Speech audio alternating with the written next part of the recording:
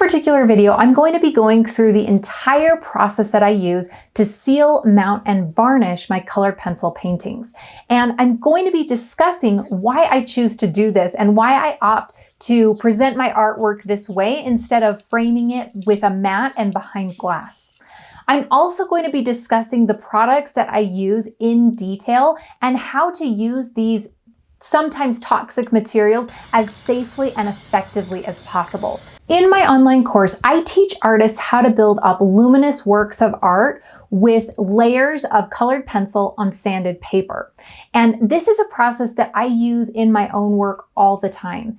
The pieces that I make using this classical colored pencil painting approach have such depth and so much richness and vibrancy in the colors. And sometimes I feel that that can be diminished by placing it behind glass. Now, that's not true for every single colored pencil painting or drawing out there, but for many of my works, I feel that the glass creates an unnecessary barrier between the artwork and the viewer, which can diminish the experience a little bit. I spend a lot of time on my colored pencil pieces, as I'm sure you do too, and I want to make sure that the final presentation honors all the time that I've put into that. I want to make sure that the colors remain light fast and that the piece is protected from the environment, just the air and water molecules and different things that are floating around all the time, and that they don't deteriorate or damage the surface. Ester Roi is a phenomenal colored pencil artist. She makes these really large scale colored pencil pieces, and she has come up with a way to present these pieces without using glass. She has documented this entire process over on her blog, and I reached out to her and asked if I could make a video so that I could show you what some of these steps look like in real time. So I'm going to be referring directly to her blog and her process throughout this video. And if you would like to check out that blog as well, it's going to be in the notes below. As I show you the process, I'm also going to mention a couple tweaks and adjustments that I've made that work better for me and my practice, and you can figure out, based on Esther's approach and my approach, what will work best for you. Before I glaze or varnish my piece, I digitally capture my artwork. I do this so that I have a high quality, high resolution image before I ever start working on the presentation. I find that it is much easier to photograph my artwork before it has any high gloss varnishes or glazes on it. However, Ester Roi actually saves this part of her process for a little bit later on.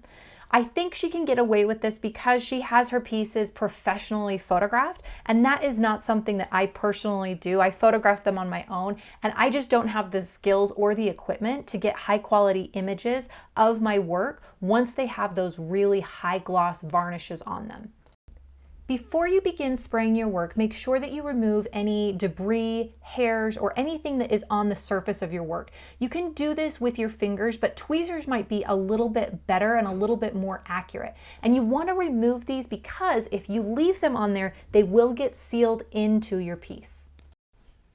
Sealing the work is going to require several light layers of a spray varnish. Ester Roi recommends the ARCHIVAL Varnish Mineral Spirit Acrylic Aerosol with UVLS by Golden. This comes in semi-gloss, gloss, matte, satin, lots of different options depending on the look that you want, and it is a really high quality varnish with great results. This is, however, a fairly toxic material, and so you want to use protection when you are spraying it.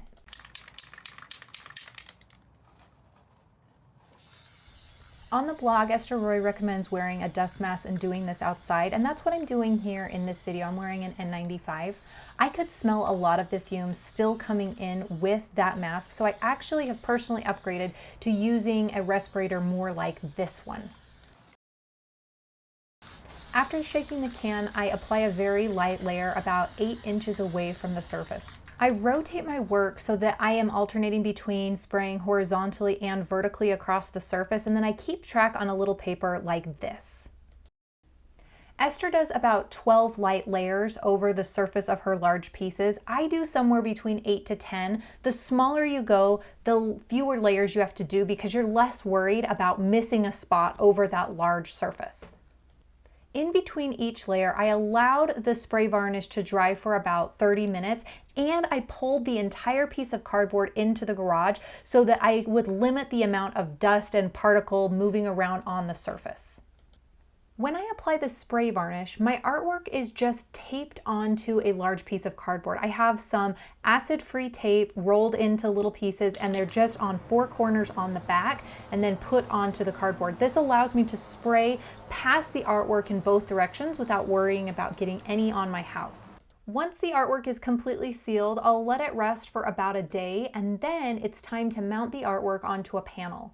There aren't too many requirements when it comes to the type of board that you're going to mount onto. However, I would recommend investing in a high quality board. If you're able to make your own boards, that is going to be the most economical option, and you can make them any size you want. I don't have the tools for that, so I typically will order some primed boards from BLICK.com. Ester Roi uses ampersand clay boards. Those can be found on BLICK or also on Amazon, and links to all of these resources and all the supplies that you'll need can be found in the notes below. The adhesive that I use to get my artwork to stick onto my panel is Double Tack Mounting Film by GRAFIX. This is essentially a high-quality double-sided sticker that is going to keep the artwork sealed onto the surface. I peel back one side of the sticker, and then I center my panel and press it down firmly, avoiding any wrinkles, bubbles, or any kind of disruption in the surface. When I cut my sticker down, I usually give it at least 1/4 inch on each side so that it completely covers the surface, and then after that I will cut the edges off. An X-Acto knife or a slice tool works perfectly for trimming the edges.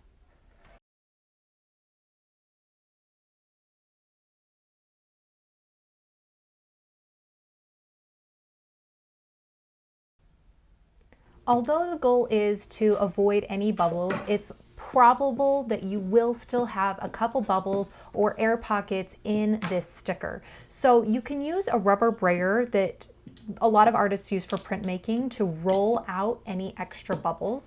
Sometimes this is all that you need, but if you do need a little bit more, you can also use an X-Acto knife or a slice tool to cut a little hole in the bubble and then continue to rub it out. Even if you're not able to get every single bubble out perfectly, don't stress about it. Those bubbles are really not going to show up at all in the final product, but the goal is just to make sure that the adhesive is completely stuck down to the surface in every single area.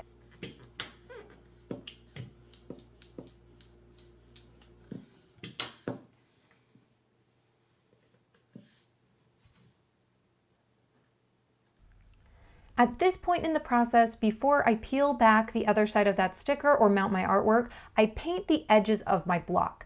If you are using a cradled board, which means that you've got that depth or that profile on the side, you might want to paint the edges of your work too.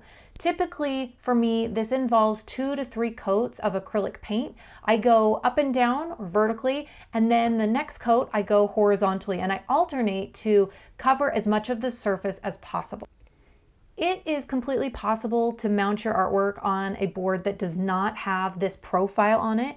In a situation like that, you might end up framing your work in a traditional frame, but still not behind glass. I like to use these boards with a profile because then I don't have to purchase another frame. I can use this entire block and I can either place it on a shelf or put a wire on the back and hang it on the wall. I like to use acrylic paint because it dries quickly and it is easy to mix up and dispose of and clean up.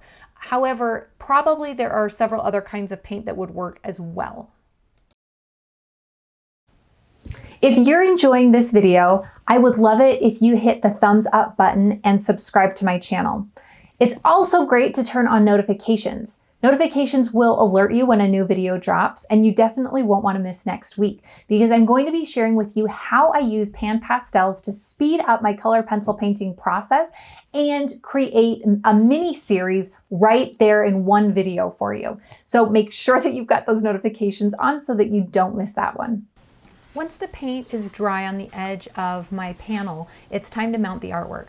So I usually lay down a clean piece of white paper first, if I were to put my artwork directly onto my cutting mat, it would probably get scratched a little bit because there are indentations there. So I put it down on the white paper face down, then I peel the sticker off and I center the block directly over my piece. These pieces are 8 by 8 inches, and so I'm usually able to center them on my own and be able to see all of the sides before I press it down firmly. However, I have done some 16 by 20 inch pieces. That's the largest I've done so far. And those ones I definitely use another person to help me make sure that the work is centered. Once that piece is mounted perfectly on the board, it's time to trim the edges down. And you're honestly going to be in a much better place if you work on artwork that is a little bit larger than your panel. I tend to really squish this to the edge because I'll work on 8 by 8 inch pieces and mount them on 8 by 8 inch panels. But that does mean that I have very little wiggle room when I mount my piece, and there's very little room for air. And that has resulted in a couple times of having an artwork mounted on a panel that is, and you can still see the panel behind it. In a situation like this, what I ended up doing was I ended up having this piece professionally framed so that the frame sat over that lip that I didn't cover. When I cut my edges, here I'm using an X-Acto knife, and that works pretty well. I've also really enjoyed using slice tools. Those are ceramic blades and are safer to use. They're less likely to cut your fingers, and that is important. I have cut my fingers doing this before. The other thing that I would mention here is that you're not always going to get a perfectly clean cut, and you might end up with some raw edges when you're cutting, especially depending on the type of paper. If you do have some raw edges at the end, I sometimes will come through with with another blade or with just a nail file, and I'll clean up the edges a little bit so that those edges are really crisp and clean. As soon as your artwork is mounted onto the panel, you can begin applying the final varnish. I have used the golden acrylic polymer varnish, and I have really enjoyed it, and that's what I'll be demonstrating in this video. But at the time of this recording, which is December 2021, there has been a supply chain issue, and it has been really difficult to get this particular varnish. So an alternative that you can use is Natural Glass by SpectraFix, and that particular varnish is going to seal the entire piece, but I have noticed it's not quite as crisp and clear as the golden varnish. However, the other advantage of using the natural glass is it's a non-toxic material, so you won't be breathing any fumes while using that. Ester Roi recommends using the varnish at a 3:1 ratio. So I got a glass jar, I poured the varnish in, and then I added in a tiny bit of water. So 3 parts varnish to 1 part water. Those don't have to be exact measurements, and if you prefer a different consistency, you can adjust that a little bit. But the 3:1 has been working really well for me, and I've enjoyed that consistency so far. Once you've achieved that desired consistency, you can mix it up with a paintbrush and then begin applying it onto your piece. When I varnish, I go across the entire surface, and I usually start with horizontal or vertical strokes, and then I alternate the direction of my strokes each time. I also apply the varnish to the edge. This seals the entire thing and gives the entire piece that nice high gloss finish. In her blog, Ester Roi recommends doing 9 coats of this varnish. But again, she's working on pieces that are much larger than mine, so I don't always do 9 full coats. This can take an incredibly long time because you need to allow the varnish to dry for about 3 hours in between each coat. I typically shoot for about 5 to 8 coats, but that number can be something that you reach on your own, and you can really just observe what's happening to your piece and if it requires more varnish to complete that look and to get the gloss and sheen and coverage that you need.